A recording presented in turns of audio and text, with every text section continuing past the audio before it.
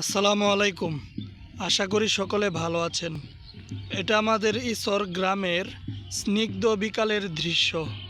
দিনের ব্যস্ততা আস্তে আস্তে কমে আসছে, আর এইদিকে সূর্যের আলো কমে সোনালি আভা ছড়িয়ে দিচ্ছে চতুর্দিকে।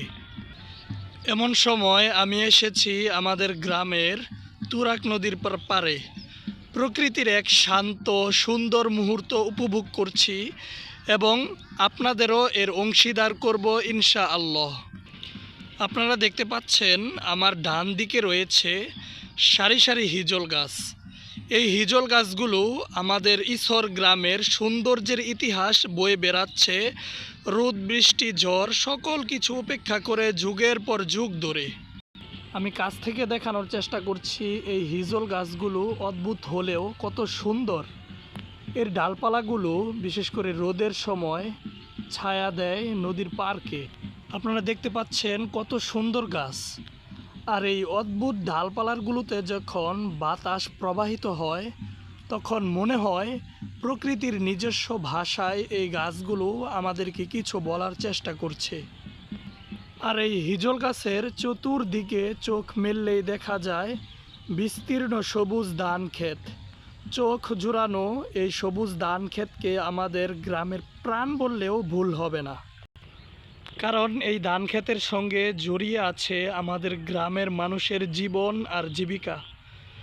সূর্য উদিত হওয়ার পর থেকে সূর্যাস্ত পর্যন্ত এখানে কৃষকের ঘাম ঝরে, আর সেই ঘামের ফল হিসাবে এই সবুজের সমারোহ আমরা দেখতে পাচ্ছি। আর আমার সামনের দিকেই হচ্ছে তুরাগ নদী। এই তুরাগ নদী থেকেই এখানকার ফসলি জমিতে সেচ দেওয়া হয়। এই তুরাগ নদী শুধু একটি জলধারা নয়, বরং এটি গ্রামের সুখের সঙ্গী।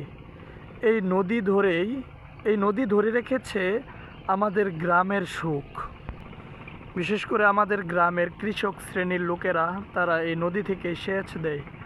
আবার যারা জেলে সম্প্রদায় আছে তারা রাত পোহালেই জাল নিয়ে বেরিয়ে পড়ে এই নদীতে মাছ শিকার করার জন্য। তারা সেই মাছ শিকার করে বাজারে বিক্রি করে সেখান থেকে জীবিকা নির্বাহ করে। তারপর যারা কুমার সম্প্রদায়ের লোক আছে তারা এই নদী থেকে মাটি সংগ্রহ করে সেই মাটি দিয়ে মাটির তৈজসপত্র তৈরি করে। তবে আমাদের গ্রামে এই নদীর সাথে অনেক বিশেষ মিতালি রয়েছে। এই নদী আমাদের এই ঈশ্বর গ্রামের সুখের হাসি বললেও ভুল হবে না। একটা সময় আমাদের এই তুরাগ নদী ছিল যোগাযোগের প্রধান মাধ্যম, অর্থাৎ এক জায়গা থেকে আরেক জায়গায় যাওয়ার প্রধান রুট হিসাবে ব্যবহৃত হতো এই নদী। আসলে নদী কেন্দ্রিক যে চলাফেরা তা খুব আরামদায়ক হয়ে থাকে। আসলে যারা নৌকা ভ্রমণ করেছে বা নদীতে ভ্রমণ করেছে তারা আসলে বুঝতে পারবে যে নদীতে ভ্রমণ করার যে শান্তি কতটা। আমাদের তুরাগ নদীর ঠিক ওই পাশে দাঁড়িয়ে আছে একটি বড় বট গাছ। আমি একটু কাছে থেকে আপনাদেরকে দেখানোর চেষ্টা করি। আসলে আমি গ্রামের মেঠু পথ ধরে ওই সামনে বট গাছের দিকে অগ্রসর হচ্ছি। আপনারা দেখতে পাচ্ছেন কত সুন্দর হিজল গাছ আমি অতিক্রম করছি। দেখতে কিছুটা ভূতুড়ে হলেও আসলে দূর থেকে দেখতে বেশ চমৎকার লাগে এই গাছগুলোকে। আসলে গ্রামের মানুষগুলো অনেক সহজ সরল হয়ে থাকে। তারা শহরের মানুষের মতো এত প্যাঁচ গোছ এত কিছু বুঝে না। আসলে গ্রামে থাকার মজাটাই অন্যরকম। যারা আসলে শহরে থাকে তারা এই গ্রামের প্রকৃতিটাকে খুব মিস করবে তারা যদি এই গ্রামে না আসে।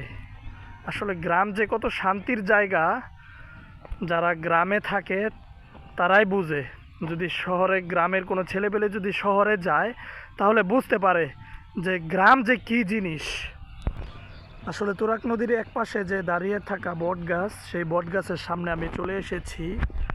আসলে এই বট গাছটাকে যদি গ্রামের অভিভাবকও বলা হয় তাহলে ভুল হবে না, কারণ প্রখর রোদের সময় কৃষকেরা এখানে এসে যারা যে এখানে কৃষি কাজ করে তারা এখানে এসে বিশ্রাম নেয়। এই বটগাছটি ছায়া দিয়ে আশ্রয় দেয় মানুষকে। বিশেষ করে এই বটগাছের ওই পিছনে হচ্ছে ঈশ্বর সরকারি প্রাথমিক বিদ্যালয়, যেটা আমাদের গ্রামের প্রাথমিক স্কুল।